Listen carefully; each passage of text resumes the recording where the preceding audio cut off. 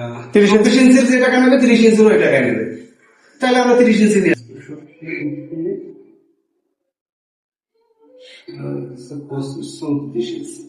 সেখানে একটা বিষয় আছে, হাফ ইঞ্চি বের হবে এইভাবে এটা থাকবে না, হাফ ইঞ্চি, ওটা খুব বেশি করবে না। ঝামেলায় পড়ে গেলাম। কি ঝামেলা? এখানে 24 ইঞ্চি, এর আগে তো মার্বেলেরই হবে, মার্বেল হবে।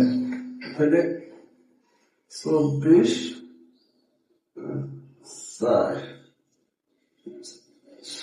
30 ইঞ্চি, 30 ইঞ্চি বাই 30 আমাদের হচ্ছে 64 ইঞ্চি, 30 ইঞ্চি বাই 64 ইঞ্চি নিলে 30 ইঞ্চি কেন এত বেশি?